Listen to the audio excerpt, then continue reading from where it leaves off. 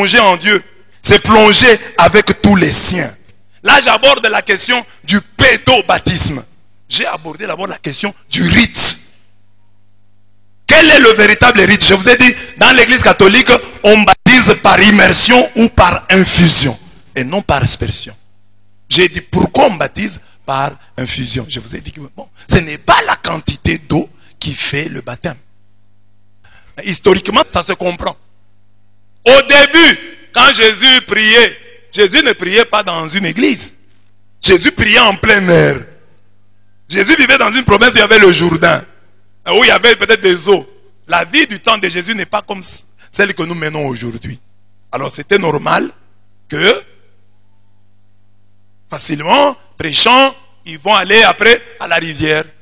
Mais avec le temps, le christianisme est devenu une grosse affaire, entre guillemets, s'il faut dire comme ça. Le christianisme a grandi. Les chrétiens ont eu des églises. Ils ont eu des messes. Oh, nous avons la première messe et la deuxième messe. Alors maintenant, il y a eu un problème pratique.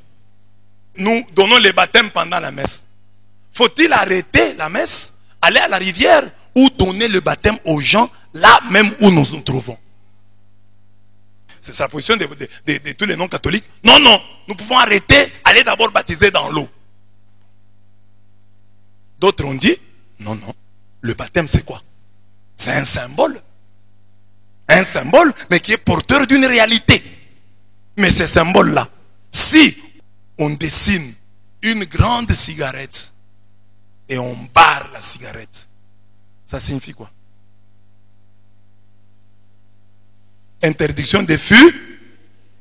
Maintenant, si on dessine une petite cigarette, on barre, ça signifie quoi? C'est vrai. Tu es sûr? Un grand symbole de la grandeur de cette salle. Une grande cigarette barrée. Bien. Ça signifie interdiction des... Maintenant, on fait un petit rien comme ça. On barre. Ça signifie quoi? Vous pouvez fumer un peu. Hein? C'est ça les symboles. Alors vous entrez dans le monde des symboles. C'est-à-dire que s'il y a de l'eau, si l'intention de celui qui reçoit le baptême et l'intention de celui qui le lui donne est de faire de lui un chrétien, c'est un baptême. Ce n'est pas la quantité d'eau qui fait le... Parce que le baptême c'est un signe. L'eau là, c'est juste un signe extérieur. Et nous avons montré des textes où des hommes, la Bible dit qu'ils ont reçu le baptême, mais sans avoir été touchés par l'eau. Alors que nous avons même été touchés par l'eau. Et quelqu'un vient te dire, toi tu n'as pas reçu le vrai baptême, viens maintenant on va te baptiser. Et les catholiques se laissent faire. Tu as déjà été baptisé. Amen. Amen. Et je vais te montrer la preuve que tu es déjà baptisé. Amen.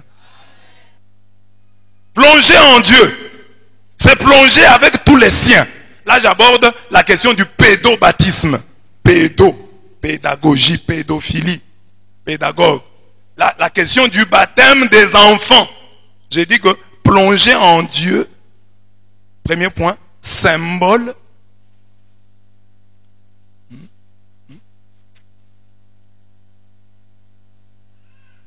Symbole spirituel réel. Il y a une réalité spirituelle, mais qui est donnée réellement. Mais nous sommes dans la spiritualité. Mais la spiritualité ne veut pas dire mensonge. Ça veut dire réalité spirituelle. Pas réalité matérielle. Et c'est ainsi que j'ai donné les textes que j'ai donnés là. 2. Plonger en Dieu, c'est plonger avec tous les siens. Si le baptême est un exode, une sortie d'Égypte, nous devons, comme Israël, sortir comme peuple, comme famille de cette servitude. Israël, les gens ne sont pas sortis chacun à son tour. Ils sont sortis comme peuple. D'ailleurs, c'est l'exode qui fait d'eux un peuple. Comme nous les Congolais, unis par le sort, unis dans l'effort. nous avons été unis dans l'effort. Le peuple d'Israël aussi a été uni et est sorti peuple d'Égypte. C'est l'exode qui a fait de lui un peuple. Ils sont allés comme famille, mais ils sortent comme peuple. Pas comme famille d'abord, ils sont allés comme individu. Joseph qui est parti vendu. Et puis après, la famille a suivi. Et puis après, quand ils sont sortis peuple. Nous irons avec nos jeunes gens. Qu'est-ce qu'ils disent? Nous irons. S'il faut sortir de l'Égypte, nous allons sortir avec nos jeunes gens et nos vieillards, avec nos fils et nos filles, avec notre petit et notre gros bétail. Car ce sera pour nous une fête en l'honneur de Yahweh. Exode 10, 9. Je donne même le cas du temps de Ninive. Au temps de Ninive, quand on a dit, dans 40 jours, Ninive sera de... C'est tout le monde qui a jeûné. Du plus grand au plus petit. Ce sont des détails sur lesquels les gens ne s'arrêtent pas. On peut dire, ah, les enfants sont encore des bébés. Ils ne savent rien. Ils avaient jeûné. Même ici, les enfants sont sortis. Au temps de Jonas, même les bêtes ont jeûné. Du plus petit au plus grand. Tout le monde a observé le jeûne. Et au temps de l'Exode, tout le monde est sorti. Et les grands, et les petits, et les femmes, et les enfants. Tout le monde est sorti. Et quand vous lisez Exode 10, vous trouverez que plusieurs fois Pharaon va leur dire, sortez vous-même, laissez d'abord vos enfants. Non, non, non, non. Nous allons partir et avec nos enfants, et avec nos femmes, et avec nos biens. Parce que Pharaon voulait juste les retenir. Non, restez d'abord, laissez alors vos enfants. Non, non, nous allons partir avec tous les nôtres et avec tous nos biens. Alors, le baptême, c'est ça. Nous sortons d'Égypte. Tous. Si papa sort d'Égypte, de l'esclavage du péché, il sort avec ses enfants. Il ne va pas attendre. Non, je ne vais pas sortir de l'Égypte maintenant. J'attends d'abord que mes enfants grandissent. Je vais leur demander, mes enfants, vous voulez qu'on sorte de l'Égypte? Non, on est sorti. On est sorti. On n'a pas demandé à l'enfant.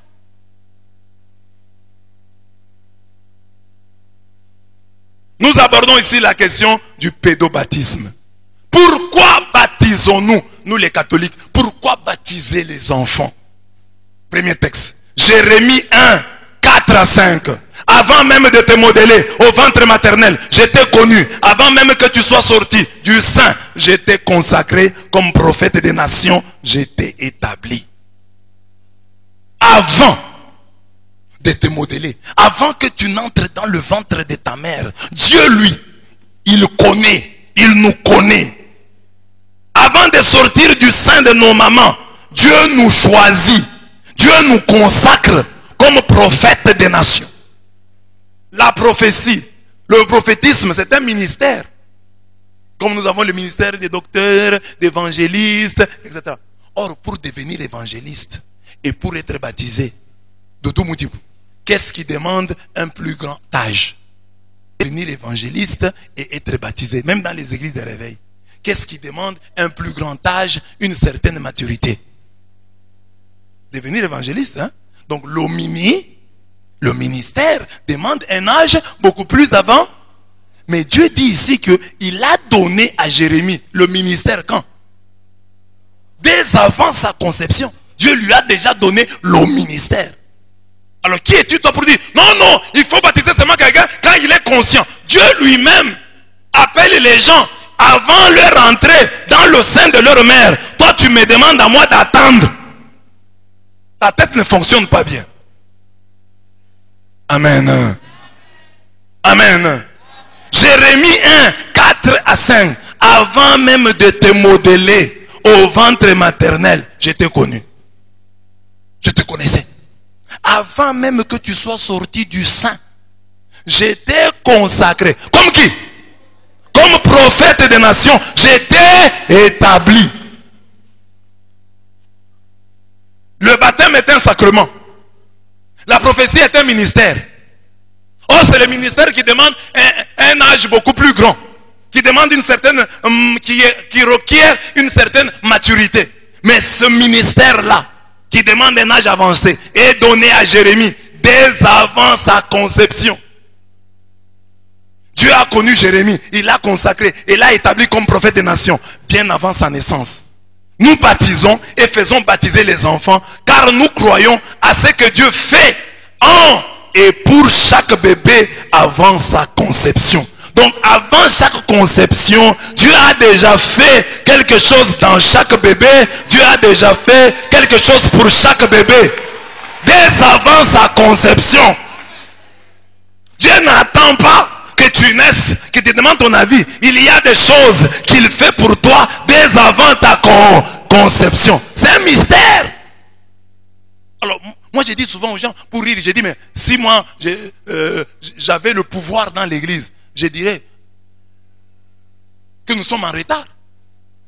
Qu'il faudrait donner les baptêmes, pas de la naissance. Quand les gens sont fiancés, comme les Marlène là et Nicolas là. On vient d'ailleurs sur le ventre de Marlène là. On baptise tous les enfants que vous aurez. Amen. Et même là, on serait toujours en retard par rapport à Dieu. Parce que Dieu, lui, c'est dès avant la Donc, avant même que... Donc, on devrait donner les baptêmes quand même, avant même les fiançailles. Donc, on devait, déjà, vous tous ici, baptiser vos enfants. Donc, les enfants que tu auras sont baptisés. Et même là, on sera toujours, hein?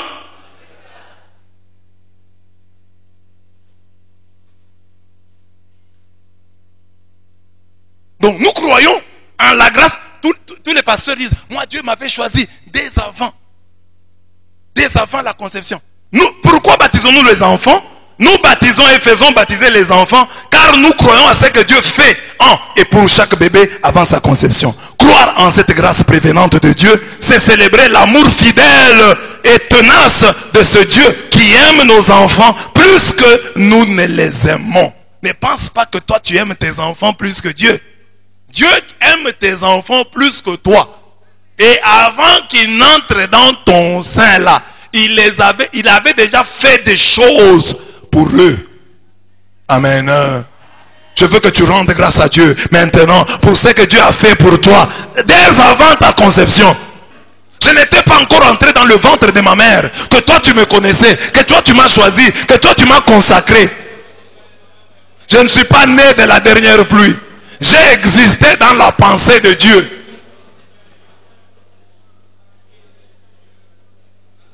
Tu as existé, avant d'exister dans le ventre de ta mère, tu as existé dans la pensée de Dieu.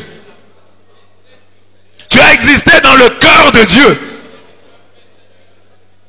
Ta maman t'a connu trop tard. Mais Dieu, lui, t'a connu avant que tu n'entres dans le sein de ta mère. Il t'a appelé par ton nom. Il connaissait ton nom.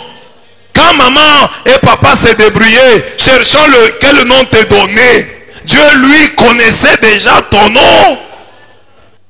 Il t'avait déjà appelé. Et te donné. Et t'attaché à une malédiction. Oh, que Dieu qui t'a vu, qui t'a appelé, il a un nom. Que le nom que Dieu t'a donné, que le nom là, que Dieu t'a donné dès avant ta conception, prédomine sur tous les autres noms qui t'ont été donnés par les humains. Est-ce que pour toi c'était la même chose? Peut-être ton père avait un nom, ta mère aussi un autre nom. Et on t'a donné un nom. Et puis après, ils ont choisi un nom après qu'on consensus. Quel est le nom que Dieu t'avait donné? Celui des gens venait de Dieu. Celui de Jésus venait de l'ange. Vous l'appellerez Emmanuel. Vous l'appellerez Yoshua. Toi, tu as quel nom? Quel que soit le nom que les hommes t'ont donné. Gédéon, on l'appelait Gédéon. Mais quand Dieu est venu, il dit, vaillant héros. Marie, on lui a donné le nom de Marie. Quand l'ange est venu, que Carito menait. Que le nom, ton nom céleste, soit au-dessus de tous les noms qui te sont donnés. Gédéon cachait le blé. Et il pensait que c'était ça son travail. Mais l'ange lui révèle que toi tu es un vaillant guerrier. Tu es un vaillant héros. Il s'est étonné. Moi vaillant, oui. C'est ton nom du ciel. Marie s'est étonnée quand l'ange lui dit, Kaire, que caritomène. Moi, que caritomène. Moi, oui, je suis que caritomène. Favorisé, extrêmement favorisé. Que Dieu te révèle ton nom. Que Dieu te révèle ton nom. Abraham s'appelait Abraham, mais Dieu le dit Abraham, père des multitudes. Saraï, elle s'appelait Saraï, Dieu le dit Sarah. Que le vrai nom, le nom du ciel, l'emporte sur les noms des hommes, l'emporte sur les noms terrestres. Que Dieu te révèle. C'est l'année 2021. Révélation. 1 Samuel 1 à 28. Vous lirez les textes chez vous. Mais vous connaissez l'histoire. Le prophète Samuel, dont le nom signifie « Je l'ai demandé à l'Éternel », est l'invention de la foi de sa maman. Pourquoi baptiser les enfants? Oui. Nous voulons être comme Anne, la mère de Samuel. Anne a inventé, a fabriqué par sa foi Samuel. C'est elle qui a demandé avec larmes au Seigneur ce petit homme qu'elle donnera à Yahweh pour toute sa vie, et sur la tête de qui le rasoir ne passera pas. C'est elle qui dit ça. Seigneur, donne-moi un garçon. Il te sera consacré toute sa vie. Et le rasoir ne passera pas sur sa tête. C'est la vision de la maman, de maman Anne. C'est Anne qui dit, qui décrète que mon enfant sera garçon. Mon enfant sera consacré à Yahweh pour toute sa vie. Sur la tête de mon enfant, le rasoir ne passera pas. C'est-à-dire mon enfant sera un nazir, une personne consacrée à l'Éternel. Comme on le sait, Dieu exaucera cette prière et agréera l'offrande de cet enfant fabriqué par la prière de sa mère. 1 Samuel 3. Dieu fit de Samuel un grand prophète. 1 Samuel 7, 13b. On dit aucune des paroles de Samuel n'a été vaine, ne fut vaine. Tout ce qu'il disait s'accomplissait. Mais c'est quel enfant que la maman a demandé? Pour qui la maman a demandé la consécration? Que la maman a offert à Dieu. Sans l'avis de Samuel, sans le consentement de Samuel. Le psaume 99, verset 6 et Jérémie 15, 1 présente Samuel comme un prophète très écouté de l'Éternel. Dieu dit, même si Samuel m'appelle, je ne répondrai pas. Même si Moïse m'appelle, Moïse et Samuel, même s'il... Ça dit que Dieu montre à travers ces versets que ici il y a des prophètes qui l'écoutaient, c'est entre autres Moïse et Samuel. Et là il dit, vous là comme vous êtes des pécheurs, même si Samuel, c'est lui que j'ai l'habitude de toujours écouter, s'il m'invoque à votre sujet, je ne vais pas écouter parce que vous avez exagéré. Mais ça veut dire que Samuel était un prophète très écouté de l'Éternel. Mais il vient d'où? Fabrication de la foi d'Anne. C'est Anne qui l'a fabriqué. Comme chacun, non, comme Anne, chacun de nous a le droit et le devoir de dessiner par sa prière et son offrande la destinée de son enfant. Chaque parent a reçu ce pouvoir de dessiner la destinée de son enfant par sa prière et par son offrande. C'est à toi.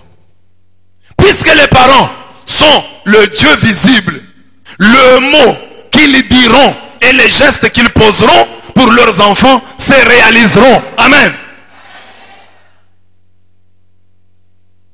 Ça, nous croyons pour les autres choses. Hein. Si vous demandez aux gens des églises de réveil, est-ce que je peux faire une déclaration sur ma vie? Oui, fais. Je proclame que ma vie ira de l'avant. Je réussirai, j'irai de l'avant. Mais fais un peu une proclamation sur tes enfants. Le baptême, c'est comme une proclamation sur les enfants. Mes enfants ne se perdront jamais. Mes enfants s'attacheront à Dieu. Mes enfants demeureront dans l'alliance avec mon Dieu. Mes enfants n'abandonneront pas, amènent leurs enfants au baptême. Le Seigneur les utilise pour pouvoir bénir ses enfants. mon enfant ici, que jamais au baptême ne se détournera jamais de Dieu. Je le déclare au nom de Jésus. Mais souvent nous faisons une déclaration sur autre chose. Je serai président de la République. Je serai ceci, je serai cela. Je le proclame au nom de Jésus. Mais ici, le baptême des enfants, c'est la proclamation que mes enfants demeureront dans la faveur, dans la grâce de Dieu à jamais. Amen. Comme David disait, j'étais jeune, j'ai vieilli, je n'ai jamais vu les justes abandonnés, ni ses enfants mendier le pain. C'est ça la déclaration du juste. Mes enfants ne quémanderont jamais le pain. Ça vous pouvez faire. Mais dire maintenant, mes enfants, quand j'amène mes enfants au baptême, je suis en train de déclarer qu'ils resteront fidèles en mon Dieu. Je suis comme Anne. Anne a... Moi d'ailleurs j'ai des enfants. Mais Anne a demandé, donne-moi un garçon. Dieu lui a donné un garçon. Il te sera consacré. Le garçon, toute sa vie. Toute sa vie. Et Dieu a agréé cette offrande. Amen. Si les malédictions des parents sont efficaces, automatiques, performatives, leurs bénédictions les sont davantage. Chers parents, vous êtes célèbres en malédiction. Amen. Regarde les parents. Regarde le parent qui est à côté de toi. Dis-lui, je sais, tu es très fort en malédiction. Mon fils, si je te maudis, tu verras des vertes et des pas mûres. Mais papa, quand est-ce que tu vas me bénir? Il y a des gens qui sont forts. Les gens qui sont forts en malédiction, ce sont les parents et les femmes et les filles. Toutes les filles ici croient qu'elles ont la puissance de malédiction. Mais maudit! Toi, tu n'as pas profité. Vous vous êtes profité. Alors maudissez-vous les uns les autres. Amen. Parce que les filles viennent toujours paraître comme si elles étaient des victimes. Vous n'êtes pas toujours des victimes. Amen. Parfois, c'est toi la coupable. Il est sorti avec moi. Comment? Par force. Il t'a frappé? Il est sorti avec moi. Et puis il m'abandonne. Et toi, la fille, quand tu vivais avec les garçons, tu l'avais béni. Maintenant, vous vous séparez. Je vais te maudire. Tu m'as fait des aventures. Et une rime. Hein? Je vais te maudire car tu m'as fait des aventures. On sait, la malédiction, c'est aussi le souhait.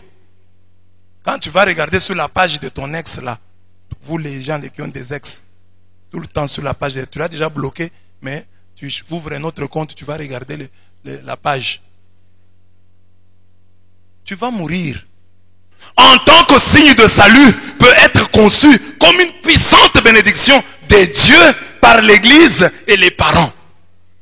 Donc, comprenez le baptême comme les parents, l'Église, Dieu bénissant les enfants par l'Église et par les parents. Puissante bénédiction de Dieu qui passe par l'Église et par les parents.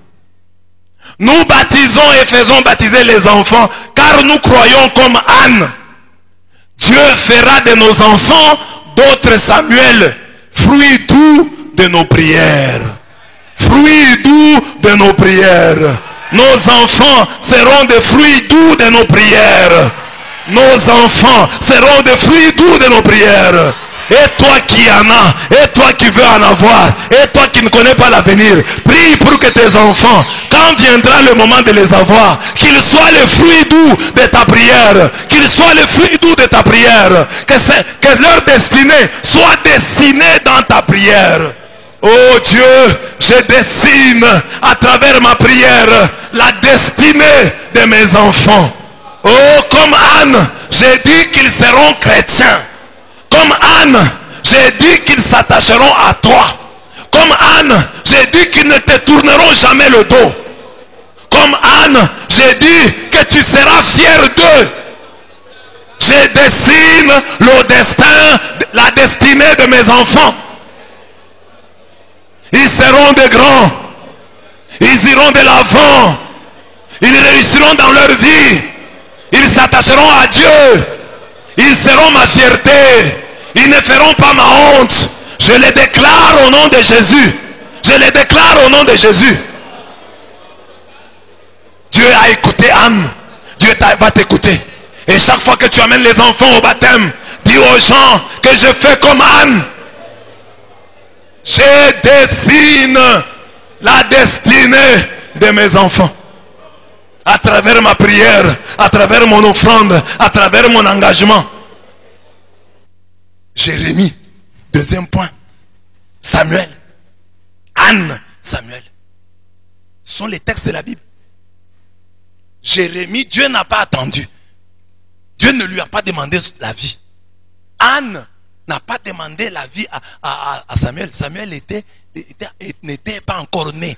C'est elle qui a dit, si tu me donnes un garçon, voilà ce qu'il sera. Et c'est ce que Anne a dit qui s'est réalisé. En baptisant, en faisant baptiser les enfants. Voilà ce que l'Église dit. Voilà ce qu'affirme l'Église. Voyez donc les parents, il ne faut pas blaguer avec ça. Venez avec l'enfant, vous n'avez rien dit. Venez avec l'enfant, vous ne dites rien au baptême. Il faut avoir des paroles. Il faut venir avec muni des paroles. Et les jeunes qui n'ont pas d'enfants, vous avez la révélation pour savoir comment avoir les enfants. L'enfant, on le demande. L'enfant doit être le fruit doux de ta prière.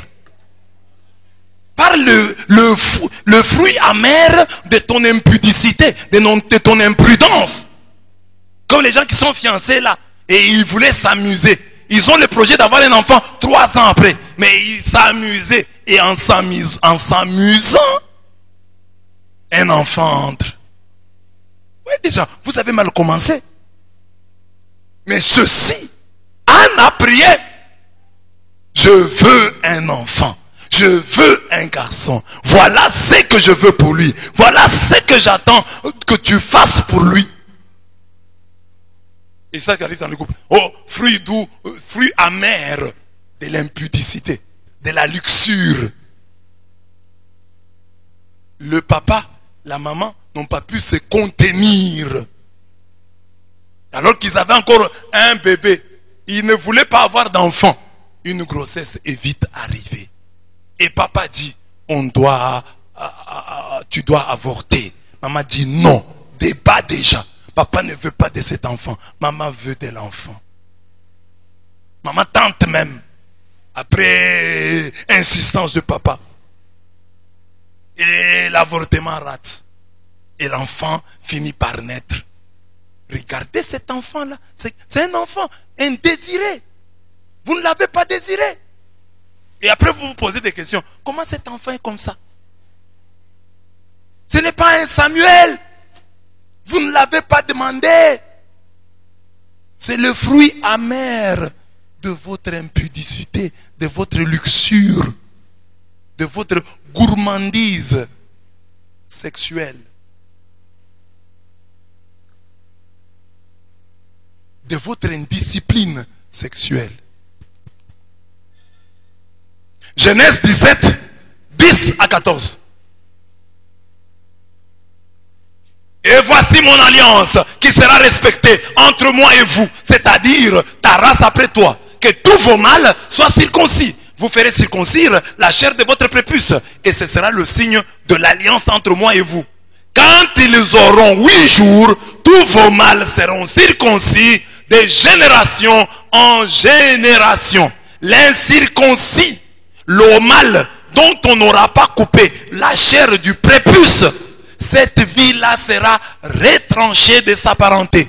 Il a violé mon alliance. Dieu dit, 8 jours après la naissance d'un enfant, faites-le circoncire. Nous sommes en Genèse 17, parole adressée à Abraham. Et Dieu ajoute, si l'enfant n'est pas circoncis, l'enfant doit mourir. Il a violé l'alliance. Mais comment un bébé va-t-il violer l'alliance? Il n'a pas de conscience. Ça c'est la Bible. Oh, vous les catholiques, il faut attendre quand la personne est consciente, quand la personne croit, elle-même pour la baptiser. Mais pour entrer, nous sommes dans l'Ancien Testament, s'il vous plaît. Et l'Ancien Testament traîne souvent les pas. L'Ancien Testament rend difficile les choses. C'est le Nouveau Testament qui vient faciliter les choses. Pour l'Ancien Testament, il fallait offrir des vaches. Jésus dit, moi, je me suis offert à votre place. On a facilité, on nous a facilité la tâche. Lui s'est offert. Vous n'avez plus de vaches à offrir. Soyez seulement vous-même un sacrifice. Et imaginez, nous avons du mal d'abord à nous sacrifier nous-mêmes. Et si on nous demande encore de sacrifier des vaches et des chèvres, on n'allait pas réussir.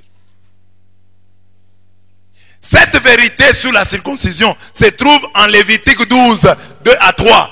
Cette loi était à ce point importante que si le 8e jour tombait un sabbat, jour particulièrement respecté, il fallait quand même la pratiquer. Jérémie et Jean 7, 22 à 23, on dit, le jour du sabbat, personne ne travaille. Sauf s'il faut circoncire un enfant. Si un enfant est né et que son 8e jour tombe le jour du sabbat, alors que le sabbat on dit on ne doit pas travailler, cet enfant-là sera circoncis. Ce jour-là, il est permis de violer le sabbat pour circoncire l'enfant. D'après Luc 1, 59 à 60, Luc 2, 21, c'est au jour de la circoncision que le nouveau-né recevait son nom. Dans l'Ancien Testament, on devenait enfant de Dieu, membre du peuple élu par la circoncision. Ce pacte signé entre Dieu et Abraham concernait aussi toute sa race après lui. Un enfant incirconcis, je l'ai dit, devait être tué car il a violé un pacte qu'il n'a pas signé. Étonnant.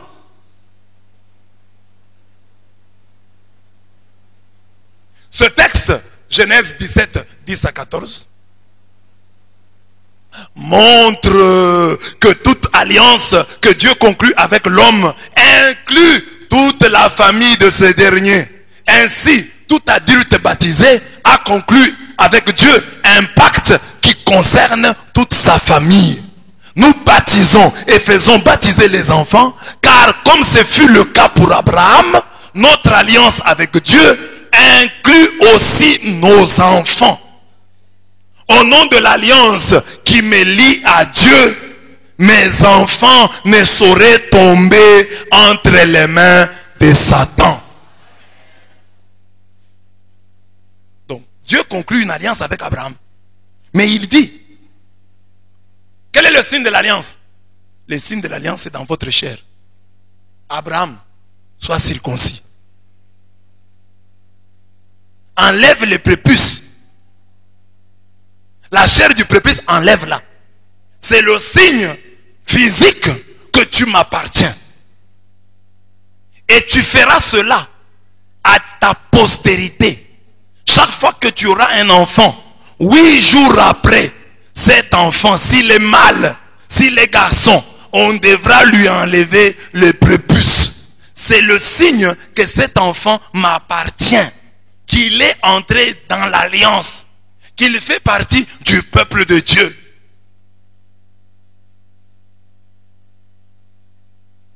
Si un enfant ne passe pas par cette circoncision, cet enfant-là sera considéré comme ayant violé l'alliance. Amen. J'espère qu'il n'y a pas d'enfants comme ça ici. S'il y en a, venez me voir. Parce qu'il y a des garçons aussi qui refusent de se marier à cause de ça. Quand il était petit, on a eu pitié de lui, on ne l'a pas fait circoncire. Il est comme ça. Vous tous qui êtes dans cette situation, venez me voir.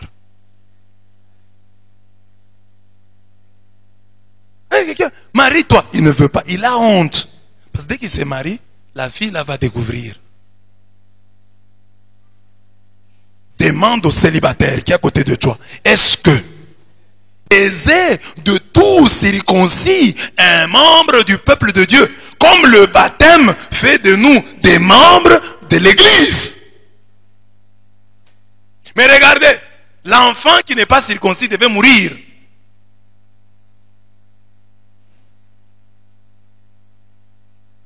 Mais où est sa faute?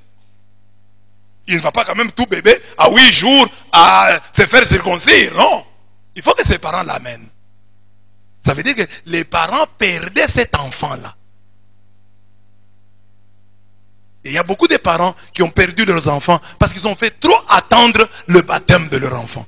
Si le baptême est un lavage, je vais le dire, qui nous rend forts, c'est qu'il faut très tôt amener l'enfant au baptême. Il y a des grâces de Dieu. L'enfant doit vite entrer dans l'alliance. Tu as un enfant, tu veux vite qu'il soit reconnu. Tu travailles à Miba, tu as un enfant, vite, tu veux que la Miba le reconnaisse. Mais tu as un enfant, tu ne veux pas que vite, il entre dans l'alliance avec Dieu. C'est que nous voulons pour nos enfants, charnellement. Ce que nous faisons pour eux, charnellement, physiquement, nous sommes incapables de le faire spirituellement. Il y a des enfants, ici des adultes, 15 ans, 14 ans, il n'est pas baptisé. Il y en a. Qui n'est pas encore baptisé? Amen. Amen. Ça c'est Genèse 17, 10 à 14. L'alliance. Tu es entré dans l'alliance. Tu étais tout petit. Tu étais à 8 jours. Tu es entré dans l'alliance. Pourquoi baptiser les enfants? Oui, nous faisons comme Abraham. Les enfants doivent entrer dans l'alliance. Je suis dans l'alliance, ils doivent entrer. Colossiens 2, 11 à 12. C'est en lui que vous avez été circoncis d'une circoncision qui n'est pas des mains d'homme, par l'entier dépouillement de votre corps charnel. Telle est la circoncision du Christ. 2 points. Enseveli avec lui lors vous en êtes aussi ressuscité avec lui parce que vous avez cru en la force de Dieu qui l'a ressuscité des morts. Donc on montre que le pendant néo-testamentaire de la circoncision, c'est le baptême. Quelle est la circoncision du Nouveau Testament? Quel est le baptême de l'Ancien Testament? Parce que la circoncision t'agrégé au peuple de Dieu, comme le baptême t'agrège au peuple de Dieu dans le Nouveau Testament, à l'église. Par le baptême, tu entres dans l'alliance de l'église. Tu deviens membre de l'église. C'est la porte d'entrée.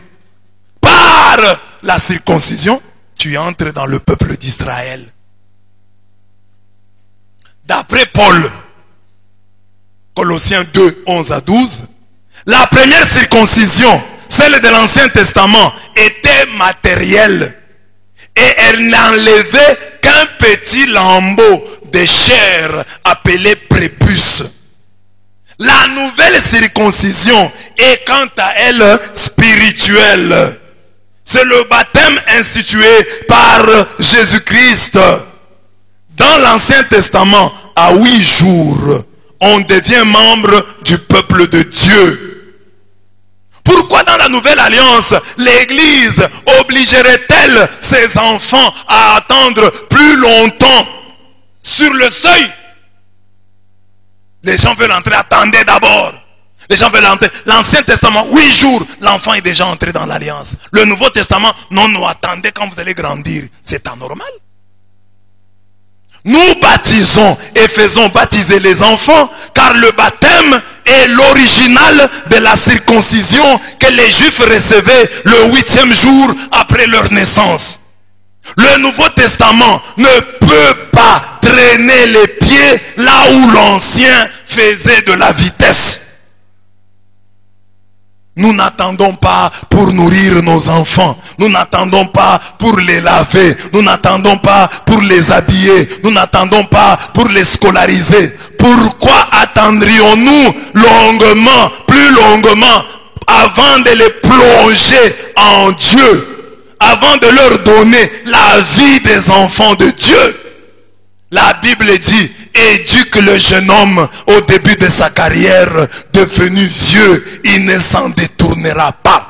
Proverbe 22, verset 6. Et c'est là une interpellation de taille pour les catholiques. Si vous avez un protestant baptisé à 18 ans, vous devez le dépasser. Vous qui êtes, à 8 jours, il y a des gens qui ont été baptisés le jour même de leur naissance. Donc normalement, en termes d'expérience, vous devez être un chrétien plus expérimenté que celui qui a été baptisé à 18 ans. Donc le baptême que nous avons reçu, bébé, enfant, doit agir en nous plus qu'il n'agit dans ceux qui ont été baptisés il y a peu. Toi donc, si tu as été baptisé, bébé, c'est que tu as grandi dans une ambiance, une atmosphère chrétienne. Alors tu dois être plus chrétien que celui qui est baptisé dernièrement ici, à la Loup-Village. Mais avant de passer à eux, nous allons prier d'abord. Bien-aimé dans le Seigneur, toi qui te reconnais dans ce que je viens de dire, Genèse 17, circoncision.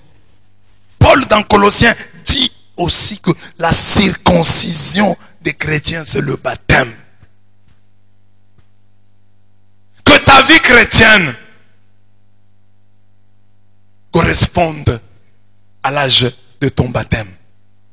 Tu dis à Dieu, ça fait autant d'années. Parce qu'il y a quelqu'un qui sait, c'est difficile de prier là-bas, parce qu'il ne sait même pas depuis combien d'années tu es chrétien.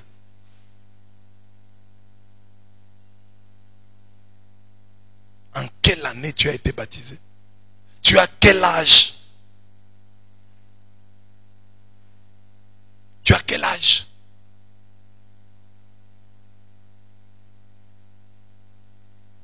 Moi j'ai été baptisé à 10 ans. J'ai mon âge moins 10. Mes parents ne fréquentaient pas au début l'église comme ça. Nous nous sommes débrouillés pour aller à l'église et nous avons eu le baptême à 10 ans.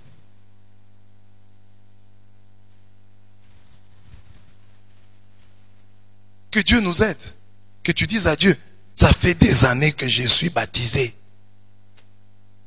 Quand quelqu'un travaille depuis des années, il a l'expérience. Je veux être un chrétien expérimenté. Je veux quand même avoir une certaine maturité. Parce que ça fait des années. Il y a des gens qui baptisés il y a 2 mois, 3 mois. Moi, ça fait des années que cela se voit. Quand vous avez un étudiant qui vient d'entrer à Chikama, il va se perdre, il ne sait pas par où entrer. Toi, l'ancien de Chikama, tu sais que c'est par ici, c'est comme ça. Alors, maintenant, comme tu es chrétien, tu dois avoir une grande connaissance, parce que ça fait des années que tu es dans ces choses. Nous demandons à Dieu que notre âge baptismal apparaisse, se voit à travers notre comportement, notre vie. Prions le Seigneur. Seigneur Dieu de gloire, c'est depuis des années, plus de 40 ans, que je suis chrétien. Oh Dieu de gloire, ça doit se voir dans ma vie. Ça fait 40 ans d'expérience dans la vie chrétienne. Ça doit se voir, ça doit se sentir, ça doit se noter, ça doit se faire remarquer. Je dois être différent de ceux qui sont devenus chrétiens il y a 20 ans, il y a 10 ans, il y a 5 ans. Car moi je suis chrétien depuis plus de 40 ans. Je dois être un chrétien expérimenté. Je dois être un chrétien expérimenté. Je dois refléter une certaine maturité. Je dois comprendre mieux certaines choses. Parce que ça fait des années que je suis dans cette alliance. Aide-moi Seigneur. Aide-moi Seigneur. Que je respecte, que j'honore l'âge de mon baptême. Telle est la circoncision du Christ. enseveli avec lui lors du baptême. On dit, ce qui n'est pas d'une circoncision. Dit, vous avez été circoncis d'une circoncision qui n'est pas des mains d'homme, par l'entier dépouillement de votre corps charnel. Si la circoncision de l'Ancien Testament enlevait une petite peau, un lambeau de chair appelé prépuce, la circoncision en Jésus-Christ enlève, nous dépouille entièrement de notre corps charnel. Le baptisé a crucifié sa chair. Lui n'a pas enlevé seulement une petite peau, la petite peau là du prépuce, mais il a été entièrement dépouillé du vieil homme. Il a revêtu l'homme nouveau, créé à l'image de Dieu. Texte suivant. 1 Corinthiens 7, 12 à 14. Mariage mixte entre croyants et non-croyants. Paul soutient que les enfants qui naissent de ces unions sont saints, de la sainteté de l'un de leurs parents qui croient en Dieu. Nous allons lire les textes. 1 Corinthiens 7, 12 à 14. Aux autres, ce n'est pas le Seigneur, c'est moi qui dis. Si un frère a une femme non croyante et qu'elle consente à habiter avec lui, qu'il ne la répudie point. Et si une femme a un mari non croyant, qu'il consente à habiter avec elle, qu'elle ne répudie point son mari. C'est pourquoi je parle de mariage mixte. On dit, un frère a une femme non croyante. Une femme a un mari non croyant. Mariage mixte. Avec disparité de culte. On dit, ils ne doivent pas divorcer. Qu'ils vivent ainsi. Même si l'homme est croyant, la femme non croyante, vivez. Même si la femme est croyante, l'homme non croyant, vice versa, vivez. Quelle est la raison que Paul avance? Il dit quoi?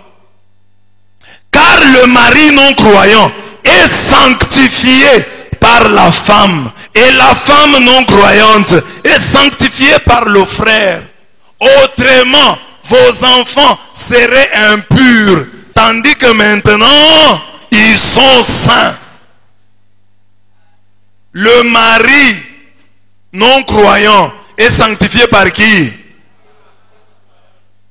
La femme non croyante est sanctifiée par qui? Mais dans une telle union, soit que le papa est croyant, la maman est croyante, on dit que si l'un de deux parents est croyant, les enfants sont comment? Sont saints. Or le terme saint dans le Nouveau Testament, c'est pour dire les baptisés. C'est comme ça qu'on appelait les baptisés. C'est comme ça qu'on appelait les chrétiens, les saints. Ça veut dire quoi? Vos enfants sont saints. D'où tire-t-il la sainteté? D'où tirent les enfants nés d'un couple mixte? D'où tire-t-il la sainteté? De l'un des deux parents croyants. Mais ici nous avons des parents, papa croyant, maman croyante. Et vous refusez le baptême à leur enfant. Le baptême nous apporte quoi? La sainteté, la sanctification. Mais ces enfants, Dieu lui-même les appelle saints. Un enfant issu d'une union mixte. On dit, si son père est croyant, même si sa mère n'est pas croyante, la sainteté du papa est transférée à l'enfant. Si la maman est croyante, même si le papa n'est pas croyant, la sainteté de la maman est transmise à l'enfant. L'enfant est saint de la sainteté de l'un de ses parents. Alors, comment peux-tu refuser le baptême à ceux que Dieu appelle saints? Saint, ça veut dire redoutable. Kadosh, kadosh, kadosh. On ne blague pas avec eux. Ils appartiennent à Dieu. La sainteté dont on parle, c'est une sainteté d'appartenance. Si l'un des deux parents et croyant, ça suffit pour que les enfants soient considérés comme saints. Amen. Demande à ton voisin, et tes parents c'est comment? Tous sont des croyants ou l'un est croyant? Tes parents c'était comment? Ou c'est comment? Tous les deux sont croyants. Donc, tu es saint, tu es plus que saint. Parce que ceux qui ont un seul parent croyant sont saints. Mais ceux qui ont les deux parents croyants. Alors, va-t-on refuser le baptême à ceux que Dieu appelle saints? Que non. Ça ne serait pas logique.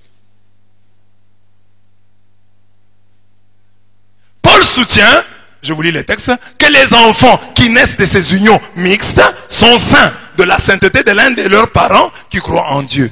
Si tel est le cas, pourquoi refuser le baptême à ceux que la parole tient pour saints? On sait que dans les lettres de Paul, les baptisés sont appelés saints. Romains 15, 26, Éphésiens 1, 1, Philippiens 4, 21. Ils sont saints car ils croient au sacrifice rédempteur de Jésus sur la croix. Philippiens 3, 8 à 9, 1 Jean 1, 17. Ils sont saints à cause de l'appel de Dieu pour être co-héritier du Christ. Cette sainteté, qui est la réalité même de la circoncision et du baptême, est transmissible, elle est contagieuse.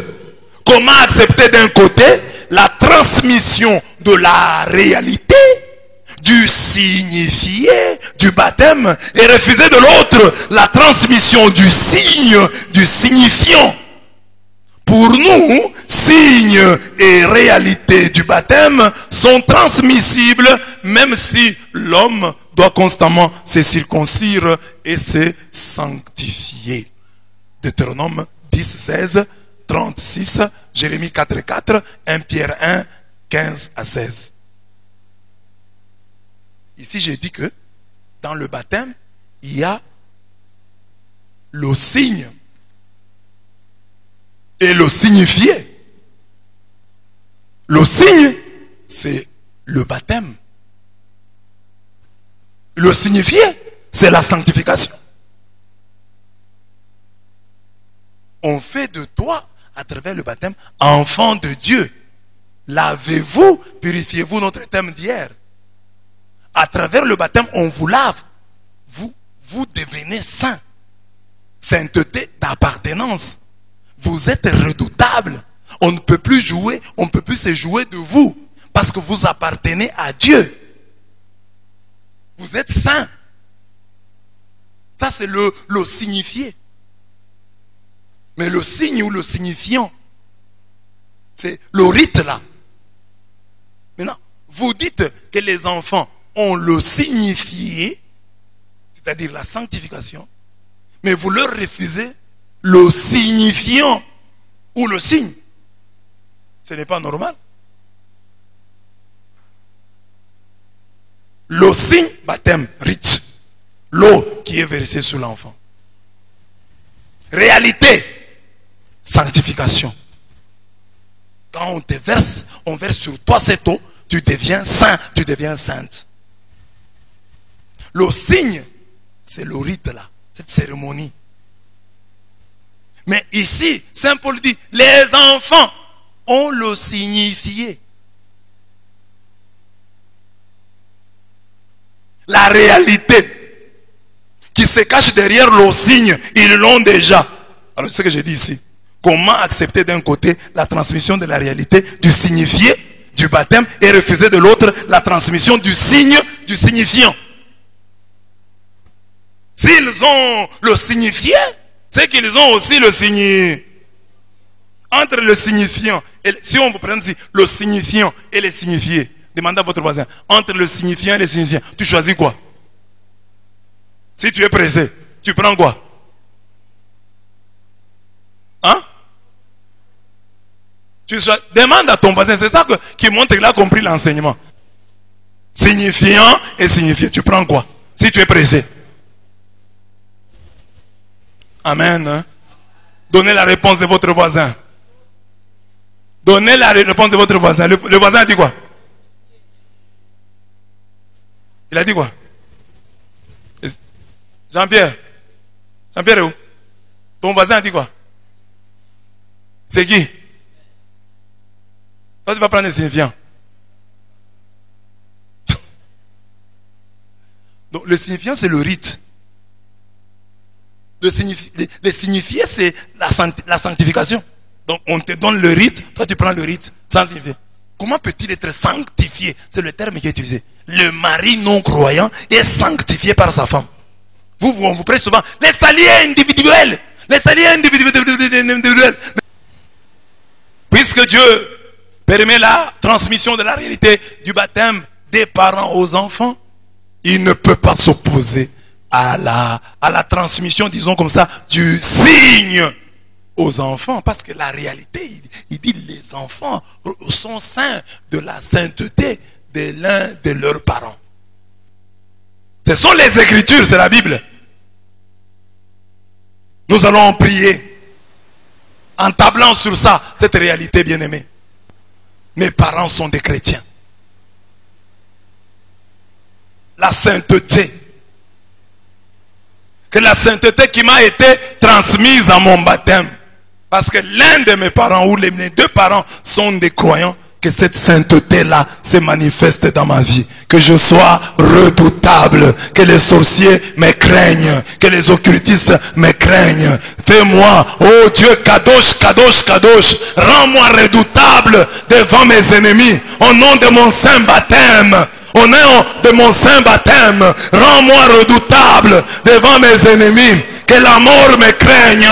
Que les maladies me craignent. Que la pauvreté me craigne. Oh Dieu de gloire, oh Dieu de gloire, c'est ta parole. Tu dis dans ta parole que je suis saint, que je suis redoutable de la sainteté de l'un des membres, de l'un de mes parents. Or moi j'ai eu des parents, tous chrétiens. Oh Dieu de gloire, que cette sainteté apparaisse dans ma vie. Que les démons voient que je suis saint. Que les démons voient que je suis saint. Et moi je suis plus que cela. J'ai été baptisé. J'ai reçu sur mon corps, dans mon âme et mon esprit, le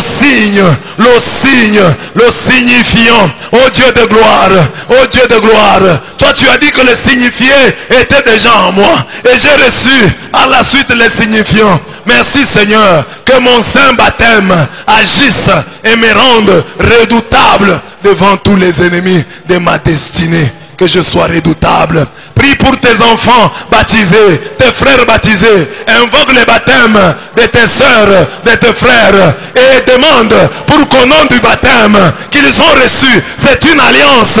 Qu'ils soient préservés du malheur. Qu'ils soient bénis. Qu'ils soient bénis. Ces enfants ont été baptisés. Oh Dieu de gloire. Que les sorciers ne les touchent pas. Tes enfants sont baptisés, bien-aimés. Que les sorciers ne les touchent pas. Que personne ne les ensorcelle. Que personne ne les initie à la sorcellerie. Que personne ne les initie à la magie. Que personne ne les initie à l'occultisme. Tes enfants, qu'ils soient redoutés. Les enfants que tu auras, tu les auras un jour, bien-aimés. Et une longueur d'avance. Qu'ils soient redoutables. Si tu les as déjà maintenant, qu'ils soient redoutables. Même s'ils tombent sur une maîtresse, une enseignante qui est sorcière, qu'elle n'ait aucun pouvoir sur tes enfants. Au nom de leur saint baptême. Et toi aussi qui m'écoutes, que ton baptême te protège. Quoi que tu manges, quoi que tu boives, où que tu ailles, même si on te donne quoi, même si on te fait manger quoi, même si on te fait boire quoi, que cela n'ait aucun pouvoir sur toi. Tu as reçu le baptême, tu es un baptisé, tu es un redoutable, tu es un redoutable. Crois en ton baptême, crois en ton baptême et que ton baptême agisse. Que le baptême soit un rempart. Que le baptême te rende redoutable. Que le baptême te rende saint. Redoutable.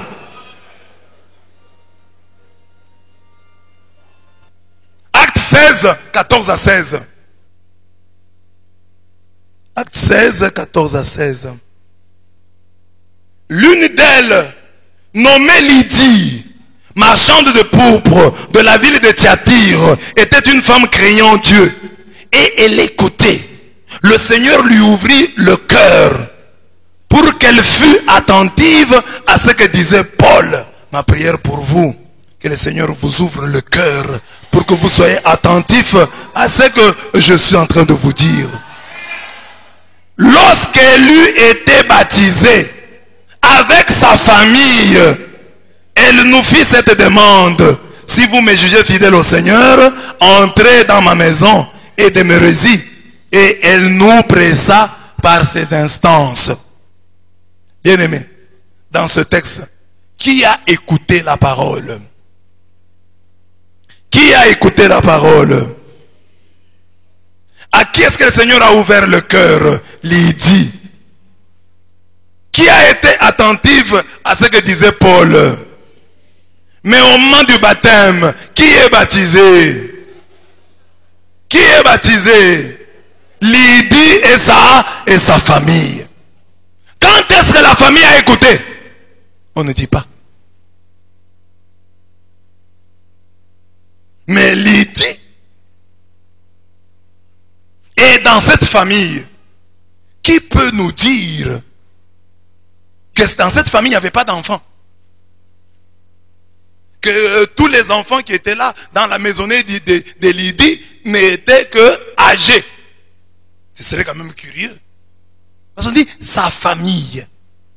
La famille est composée. Le père, virgule, la mère, virgule, et tous les enfants qui formaient la famille.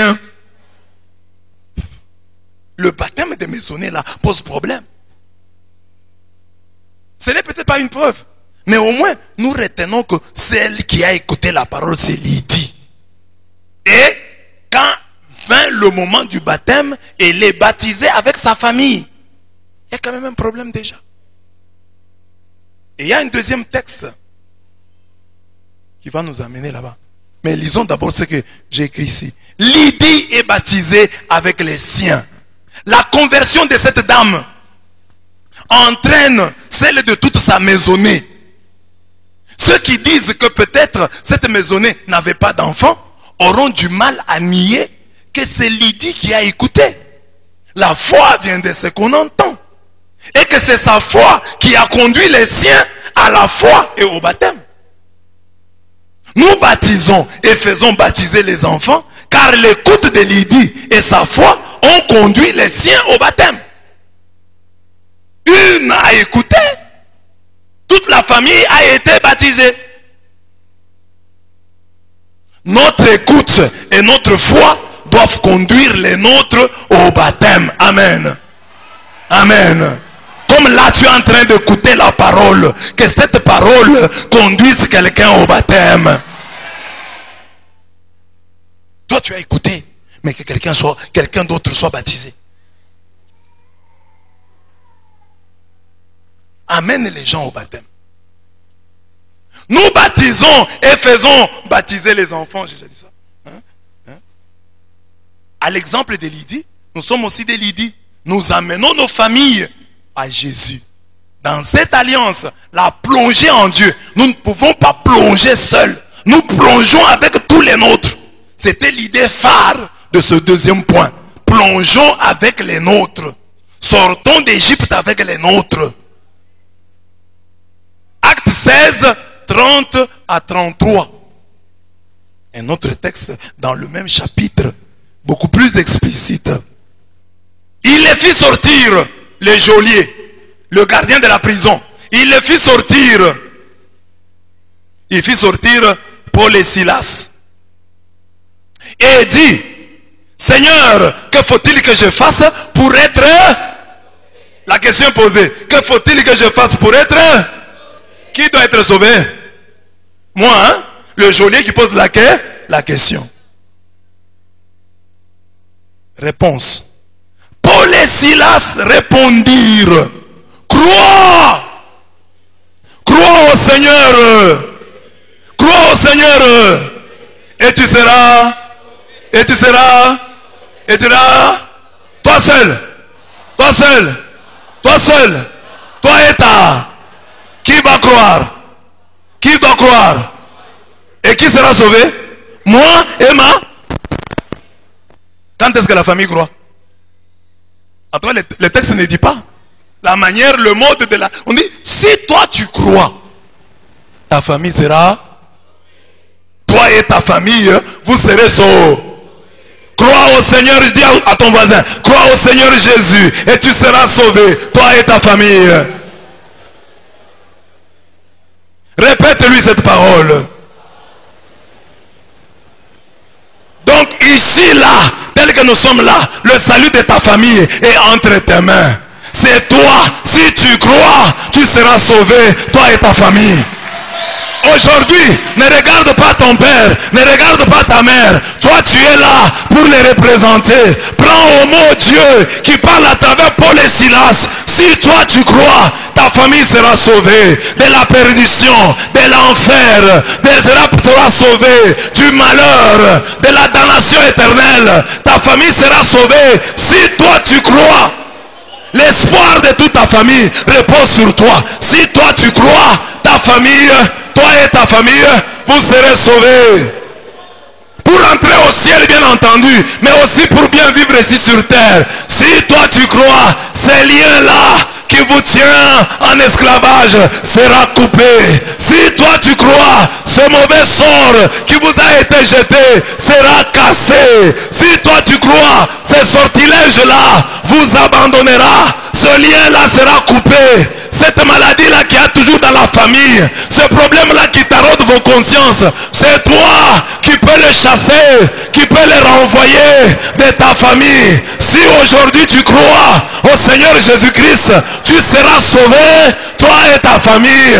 Tu sauveras ta famille.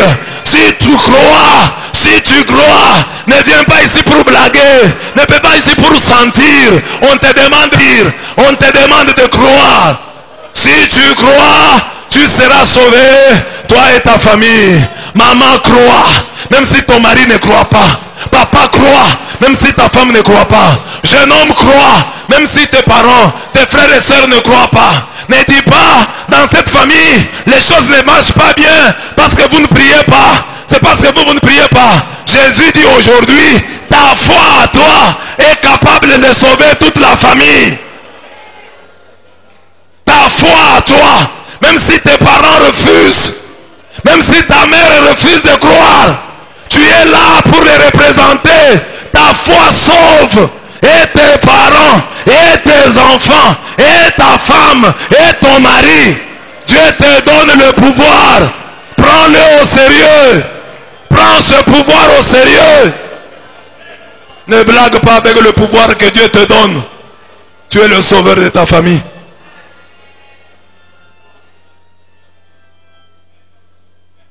Aussi, nous avons des problèmes dans cette famille. C'est parce que les enfants ne prient pas. Si toi tu crois, tu sauveras même ces enfants qui ne prient pas. Ils commenceront à prier. Ça ne veut pas dire que les autres n'ont rien à faire. Mais ici on dit si tu crois, tu le sauveras. Moi je m'en tiens à cela. Si tu crois, tu le sauveras. Si tu crois, tu le sauveras. Si tu crois, ils seront sauvés. Comment? Ça c'est pas moi. On dit si toi tu crois. On ne dit pas si eux croient. Si toi tu crois, tu les sauveras. Oh, le salut est individuel. Oui, à la fois individuel et communautaire. Parce que ta foi sauve ta famille. Si toi tu crois, ta famille sera sauvée. Ah, maman est malade, elle ne prie pas beaucoup. La belle-mère de Pierre. La belle-mère. Comment elle a été guérie? Par la foi de Pierre.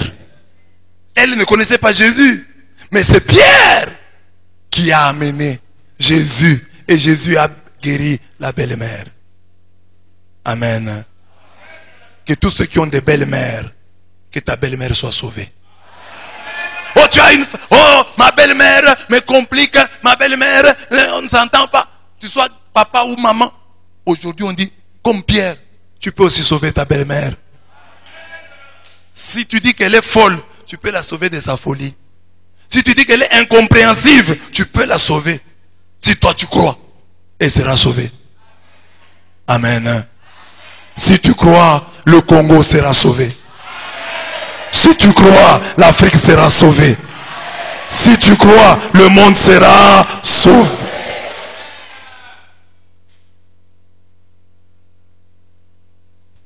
La parole du Seigneur, ainsi qu'à tous ceux qui étaient dans sa maison. Il les prit avec lui à 7 heures même de la nuit. Il lava leurs plaies et aussitôt il fut baptisé, lui et tous les siens. Dans les siens ici. Donc, ici, ils ont aussi écouté la parole. Ici, ils ont aussi cru. Mais on dit, il fut baptisé, lui et tous les siens. Dans les siens là, il n'y avait pas d'enfants. Vous êtes sûr? Et même s'il n'y avait pas d'enfants, nous nous en tenons seulement au verset qui dit, crois au Seigneur Jésus, tu seras sauvé, toi et ta famille. Nous nous en tenons au cas de Lydie que nous avons vu. Dans tous ces cas, quelqu'un a joué un rôle important dans le baptême des autres. Et ici, on dit les siens. Et on dit, ils ont été baptisés. Et aussitôt, est-ce que aussitôt, ils furent baptisés? C'est où? Ils étaient dans la maison. Ils ont été immergés. Chez les Jolis, il y avait une piscine. Ils ont été baptisés où? Parce que ils lui annoncèrent la parole du Seigneur ainsi qu'à tous ceux qui étaient dans sa maison. Point. Il les prit avec lui. À 7 heures même de la nuit, il lava leurs plaies et aussitôt il fut baptisé, lui et tous les siens.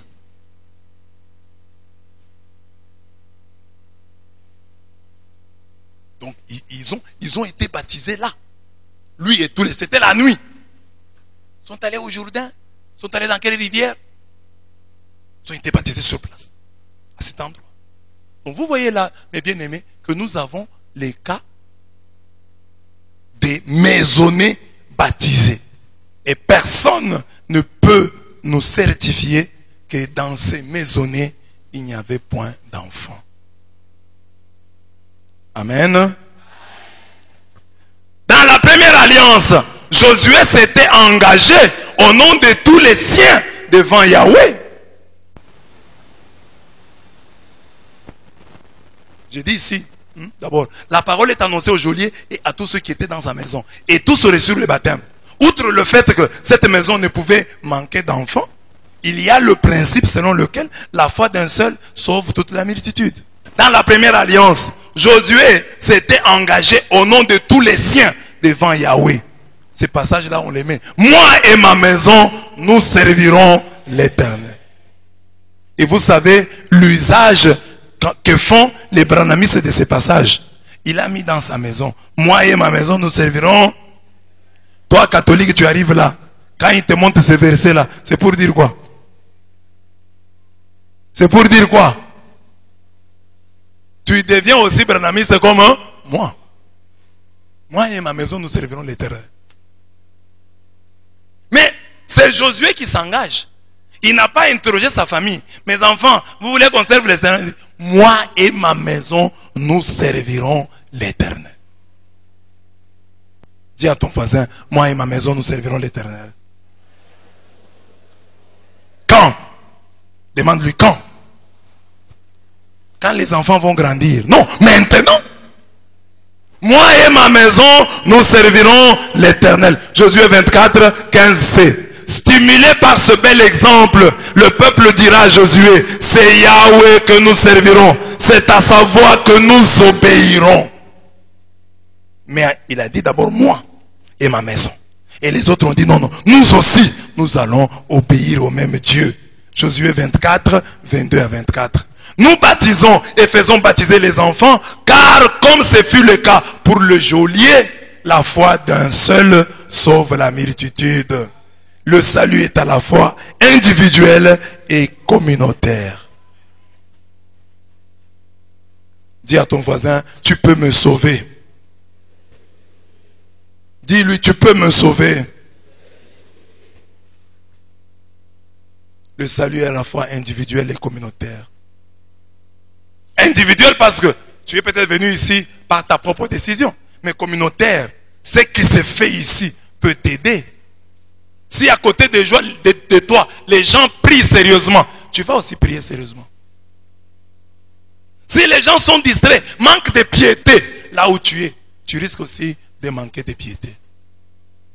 Amen. Nous avons évacué 2 questions. La question du rite, infusion ou immersion. Nous avons expliqué. Deuxième question, peut-on baptiser des enfants? J'ai donné toute une série de textes qui sont là, qui nous permettent de comprendre le baptême des enfants.